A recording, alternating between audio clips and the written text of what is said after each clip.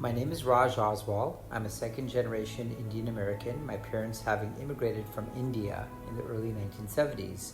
My father, being a visionary and having studied computer science in the USA at an early age, exposed me to the world of technology from my early teens. I feel lucky to have been part of the Silicon Valley dream during the birth of the commercial internet. Some memorable early moments.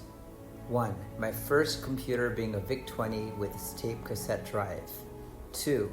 Watching the growth of my dad's first tech company, Micromax, in the mid-1980s. 3. Endless family conversations about Steve Jobs and Apple. 4. My first startup in 1996, selling a revolutionary web authoring tool.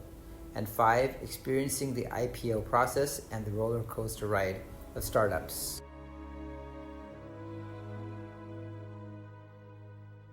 The first part of my career has been in California, directly involved in sales and business development work with early stage technology startups.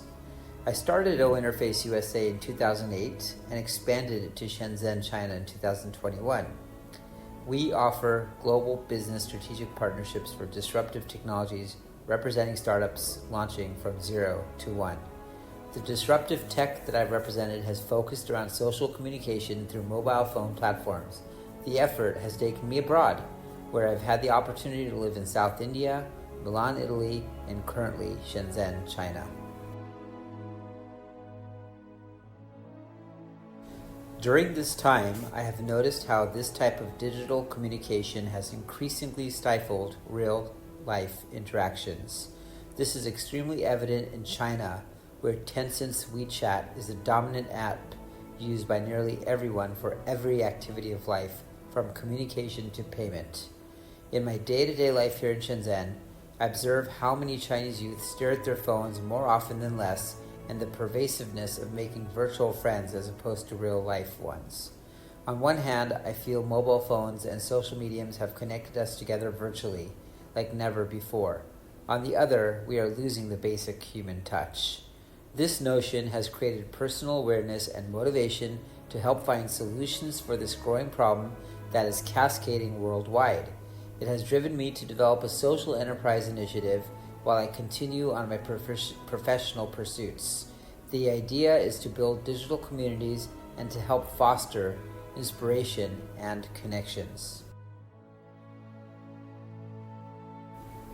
In China, I've created a WeChat group of 300 members in Shenzhen, primarily consisting of disruptive technology entrepreneurs. On WhatsApp, I've built a similar group. The primary purpose of these groups are to provide a hybrid offline and online community, a community in which like-minded people can connect with one another and share disruptive innovation. I've also conducted half a dozen free workshops in Shenzhen and Delhi over the last few years. These workshops are intended to connect aspiring entrepreneurs with success stories and reinforce in-person networking skills. To continue on this path of community development, I would like to build a platform to introduce short story interviews. These interviews will offer bite-sized chunks of knowledge on various skill sets. For example, design thinking, VR design, architectural vision, disruptive innovation, and more. The interviewees will consist of creative artists and entrepreneurial enthusiasts from the local community.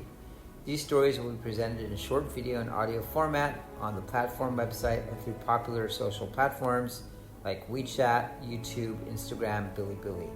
It will help us lead to achieving the overall vision. To build social communities of the future by providing a platform for blending creativity, inspiration, and technology innovation. Reflecting a bit on my 25-year career, I've enjoyed promoting innovative technology for the startups I've represented. At the same time, I've also enjoyed making connections, whether on a walk with my dog, a subway ride, cafe, or simply on the street. While I embrace disruptive technology for societal gain, I am also a firm believer of community building to preserve the human touch.